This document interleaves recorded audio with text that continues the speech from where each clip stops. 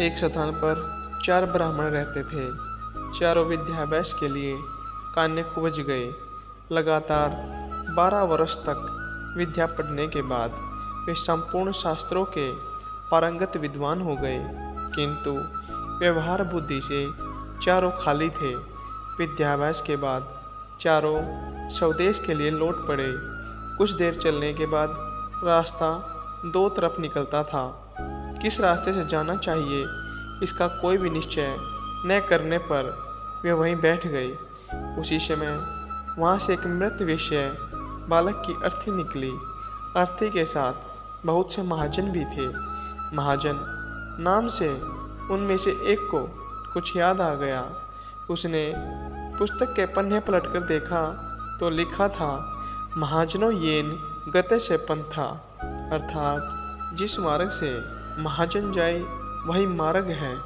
पुस्तक में लिखे को ब्रह्म वाक्य मानने वाले चारों पंडित महाजनों के पीछे पीछे शमशान की तरफ चल पड़े। थोड़ी दूर पर शमशान में उन्होंने एक गधे को खड़ा हुआ देखा। गधे को देखते ही उन्हें शास्त्र की यह बात याद आ गई। राजद्वारे शमशाने च यष्ठिति से बांधवे, अर्थात राजद्वार और शमशान में जो खड़ा हो वह भाई होता है। फिर क्या था, चारों ने उस शमशान में खड़े गधे को भाई बना लिया। कोई उसके गले से लिपट गया तो कोई उसके पैर धोने लगा। इतने में एक ऊंट उधर से गुजरा। उसे देखकर सब विचार में पड़ गए कि यह कौन है। 12 वर्ष तक विद्यालय की चारदीवारी में रहते हुए उन्हें पुस्तकों के अतिरिक्त संसार की किसी वस्तु का ज्ञान नहीं था। ऊंट को तेजी से भागते हुए देखकर उनमें से एक को पुस्तक में लिखा यह वाक्य याद आ गया, धर्मस्य त्वरिता गति, अर्थात धर्म की गति में बड़ा वेग होता है। उन्हें निश्चय हो गया कि वेग से जाने वाली यह वस्तु अवश्य धर्म है। उसी समय उनमें से एक को याद आया, इष्टम धर्मेण योजियेत, अर्थात धर्म का संयोग इष्ट से करा दे। उनकी समझ में इष्ट बांधव था गधा और ऊंट था धर्म। दोनों का संयोग कराना उन्होंने शास्त्रोक्त मान लिया। बस खींच खांच कर उन्होंने ऊंट के गले में गधा बांध दिया। वह गधा एक धोबी का था। उसे पता लगा तो वह भागा हुआ आया। उसे अपनी ओर आता देखकर चारों शास्त्र प्रांगत पंडित वहाँ से भाग खड़े हुए। थोड़ी दूर पर एक नदी थी।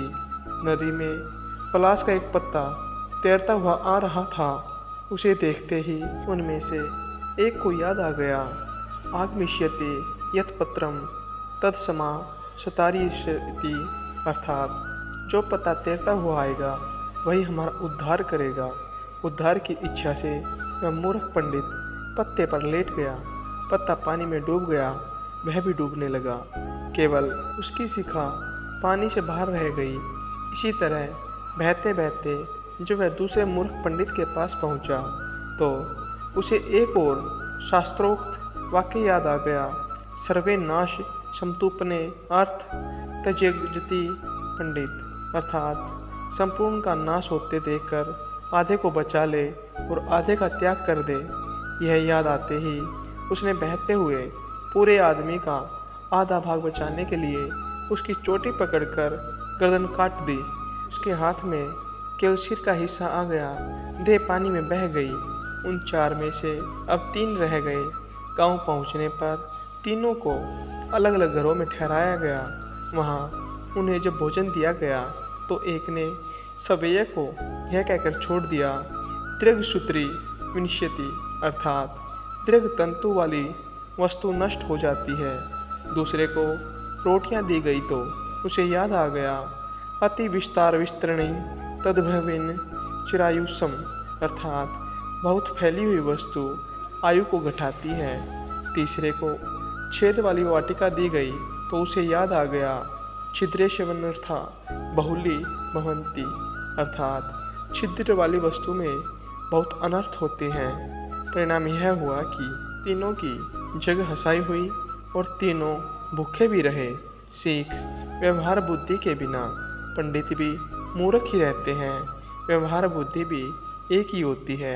सैकड़ों बुद्धियाँ रखने वाला सदा डामाडोल रहता है। जो लोक व्यवहार नहीं जानता उसकी दुर्गति होती है।